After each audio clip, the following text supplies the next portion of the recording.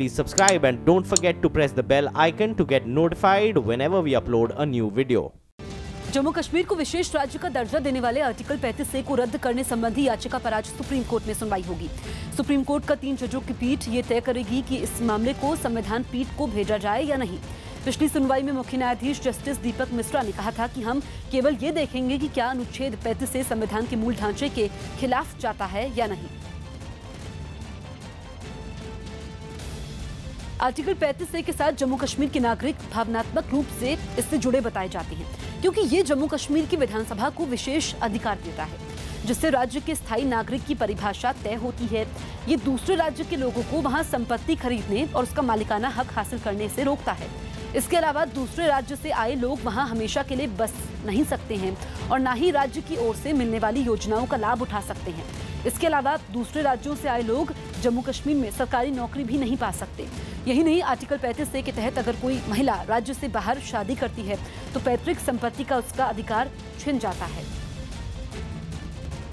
Syria के Idlib से आतंकी संगठन ISIS ने एक ऑडियो क्लिप जारी की। दावा है कि इस ऑडियो टेप में जिस शख्स की आवाज है वो कोई और नहीं बल्कि इस खूंखार संगठन का सरगना अबू बकर अल बगदादी है, जिसका 55 मिनट का ऑडियो ISIS के मीडिया विंग ने जारी किया। हालांकि अभी ये पुष्टि नहीं हो पाई कि आवाज बगदादी की है या किसी और की, लेकिन इस ऑडियो क्लिप में रक्का की हार के बाद आतंकवादियों को धैर्य रखने की सलाह दी गई। दावा है कि ऑडियो टेप में बगदादी ने अपने गुर्गों से कहा कि आप सब एकजुट रहें और हिम्मत नहीं हारें। अल्लाह हमारी परीक्षा ले रहा है, हम लोगों का नुकसान अल्लाह की मर्जी है, एक शहर में हार कोई मायने नहीं रखती। ये टेप तो केवल और केवल साजिश है, क्योंकि अगर वो जिंदा भी है तो किसी प्रकार का कोई भी मिलिटरीली रोल अदा नहीं कर सकता। 2015 में हुई एक बमबारी के बाद रेडियो ईरान ने बगदादी की मौत की पुष्टि कर दी थी, जबकि 2017 में रूस की सेना ने ISIS को सीरिया के रक्का से खदेड़ दिया था। इसके करीब 1 साल बाद बगदादी के नाम पर कोई ऑडियो टेप सामने आया है। यूपी के लखनऊ से कानपुर जा रही पुष्पक ट्रेन के ड्राइवर ने उन्नाव में पटरी पर एक मोटरसाइकिल दिखने के बाद इमरजेंसी ब्रेक लगाकर ट्रेन को रोक दिया। ड्राइवर की सूझबूझ से एक बड़ा रेल हादसा होने से टल गया। बताया जा रहा है कि ट्रेन को नुकसान पहुंचाने के इरादे से मोटरसाइकिल को पटरी पर रखा गया था। ट्रेन के गार्ड और ड्राइवर समेत रेलवे अधिकारी मामले की जांच में जुटे हैं। अजीत सिंह हमारे सहयोगी फोन लाइन पर मौजूद हैं। अजीत, राहत की बात यह है कि बड़ा हादसा टल गया, लेकिन शुरुआती जांच में क्या बात सामने आई है? बिल्कुल जसप्रीत, बड़ी साजिश की तैयारी थी। अगर ड्राइवर और गार्ड ने नहीं देखा होता बाइक को तो निश्चित तौर पर बड़ी दुर्घटना हो गई थी पुष्पक ट्रेन की, लेकिन उन्होंने देख लिया और इमरजेंसी ब्रेक लगाकर गाड़ी को रोक लिया। प्रथम दृष्टया जो स्थानीय प्रशासन है वो और जो रेलवे के लोग हैं वो इस बात की जांच कर रहे हैं कि बाइक किसकी है और कैसे पटरी पर आ गए और किन लोगों ने रखी। जांच के बाद ही पता चलेगा कि किस तरीके से इस वारदात को अंजाम देने की कोशिश की जा रही थी और किसने बाइक को रखा। अभी तलाश पुलिस की तरफ से, प्रशासन की तरफ से की जा रही है। अजीत, आप नजर बनाए रखिए, अपडेट आपसे लेंगे। फिलहाल शुक्रिया। झारखंड के जमशेदपुर में सूबे के मुख्यमंत्री रघुवर दास सड़क पर घूमने लगे। वो जमशेदपुर एक कार्यक्रम में शामिल होने पहुंचे थे, जिसके खत्म होने के बाद सीएम घूमने निकल पड़े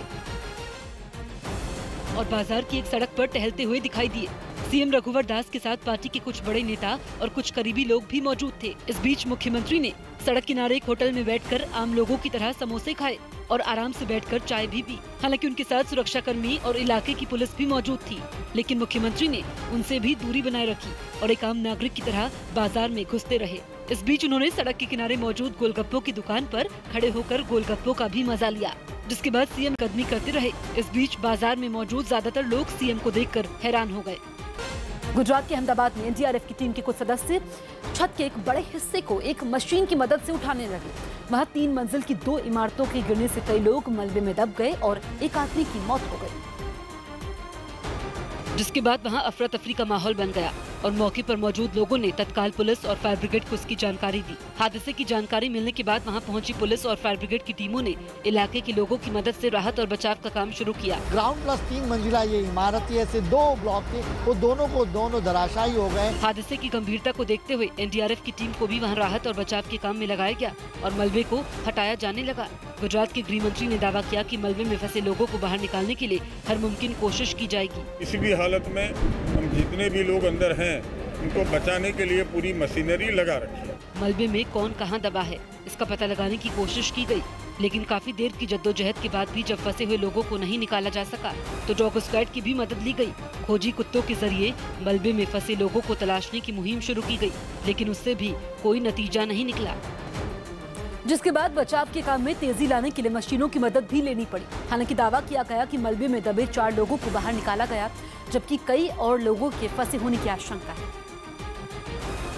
जिसको देखते हुए राहत और बचाव के काम में तेजी लाई गई और एनडीआरएफ की टीम ने मशीनों की मदद से मलबा हटाने का काम शुरू किया। जिसके बाद एनडीआरएफ की टीम ने मलबे में दबे एक आदमी को बाहर निकाला और उसे घायल हालत में अस्पताल भेज दिया। विक्टिम निकाला गया है, क्योंकि निकालते वक्त तो अभी उसकी स्थिति अभी लाइव ही थी, बट हॉस्पिटल भेजा गया उसको ट्रीटमेंट के लिए। लेकिन अंदर फंसे हुए लोगों की तादाद के बारे में कोई पुख्ता जानकारी नहीं मिल पाई।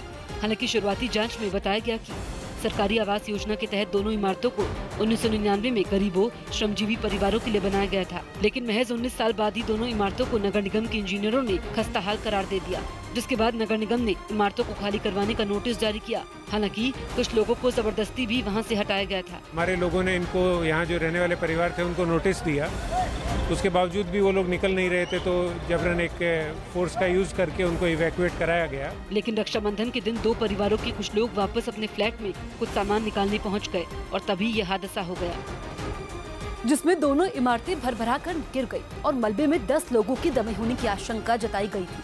हालांकि इस सब के बीच मौके पर एनडीआरएफ टीम का राहत बचाव अभियान भी जारी रहा और मलबे में दबे लोगों को निकालने के लिए फायर ब्रिगेड की भी मदद ली गई। लेकिन इमारत गिरने के बाद छत के स्लैब के बड़े बड़े हिस्सों की वजह से दबे हुए लोगों की तलाश करने में मुश्किल पेश आई, जिसके बाद एनडीआरएफ की टीम के कुछ सदस्य एक मशीन की मदद से उन स्लैब को तोड़कर छोटे टुकड़े करने लगे।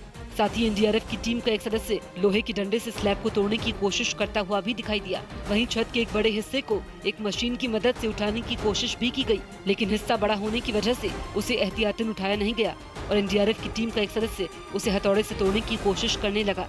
हालांकि वो उसे तोड़ने में कामयाब नहीं हो पाया, जिसके बाद एक दूसरी मशीन की मदद से ऐसे बड़े हिस्सों को तोड़ने का काम शुरू किया गया। इस बीच मलबे में कपड़े और किताबों समेत घरों में इस्तेमाल होने वाला काफी सामान भी बिखरा हुआ दिखाई दिया, जिसे एनडीआरएफ के कुछ सदस्य हटाने लगे।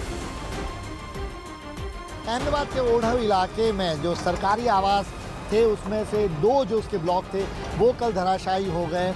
बताया जा रहा है कि अंदर 2 परिवार के लोग थे और उसमें से कुल 5 लोगों को निकाला गया है, जबकि 2 लोग अभी भी अंदर दबे होने की संभावना। उसके चलते राहत बचाव का काम कल रात से ही जारी है। अहमदाबाद नगर निगम की ओर से ये दावा किया जा रहा है कि ये बिल्डिंग कमज़ोर हो गई थी, उसकी जानकारी यहाँ जो रहने वाले 32 परिवार थे, एक ब्लॉक में 16 परिवार रहते थे, ऐसे 32 परिवार थे, उनको दी गई थी, नोटिस दी गई थी मकान खाली करने के लिए। बावजूद वो मकान खाली नहीं कर रहे थे तो जबरन उनको घर से बाहर निकाला गया था कि ये रहने लायक नहीं है मकान, ये कभी भी गिर सकता है। लेकिन कल राखी का दिन होने के चलते 2 परिवार के लोग देर शाम को यहाँ पर आए और उसके बाद ही ये पूरा बिल्डिंग, दोनों जो ब्लॉक थे वो गिरे। 5 लोगों को बाहर निकाला गया, जिसमें एक व्यक्ति की मौत की पुष्टि हो पाई है। 4 लोग अभी भी अहमदाबाद के शारदा बहन अस्पताल है उसमें बुरी तरह जख्मी हैं और 2 लोग अभी भी अंदर दबे होने की संभावना के चलते राहत बचाव का काम चल रहा है। अहमदाबाद के ओढ़व में जो 2 इमारतें यहाँ पर गिरी हैं उसमें एनडीआरएफ की टीमें यहाँ पर लगी हुई हैं और एनडीआरएफ के सेकंड इन कमांड प्रसाद साहब हमारे साथ हैं। सर, स्वागत है आपका न्यूज़ 18 इंडिया में। जानना चाहेंगे क्या कुछ अब तक का अपडेट? अभी हमारी टीमें रात से थ्रू आउट कंटिन्यूअसली काम कर रही हैं। हमारी 5 टीमें अभी लगी हुई हैं। हमने एक टीम बड़ोदरा से भी बुलाया कि जरूरत पड़े तो उसको हम यूटिलाइज़ करेंगे और कंटिन्यूअसली हमारी टीमें लगी हुई है। और ये जो जेसीबी और क्रेन की सहायता से जो मेजर डेब्रीज है उसको हम रिमूव करने का कोशिश कर रहे हैं। जो भी रबल्स है उसको हटा कर बीच बीच में अपने जो है इक्विपमेंट से उसकी मदद से हम विक्टिम को लोकेट करने की कोशिश करते हैं। जब तक कंफर्म नहीं होता है कि इसमें कोई विक्टिम और कोई बचा हुआ नहीं है तब तक ये ऑप्स जारी रहेगा। क्या कुछ जानकारी है सर, अब तक कोई अंदर फंसे हैं चूँकि और कितने लोगों को बाहर निकाला? अभी बता रहे हैं जैसा कि बात हुई, अभी 2 लोगों का अभी तक ट्रैप होने का अभी भी अंदेशा लग रहा है, लेकिन अभी वो फाइनली जब तक ऑप्स पूरा नहीं होता है तब तक हम कुछ नहीं कर पाएंगे। 3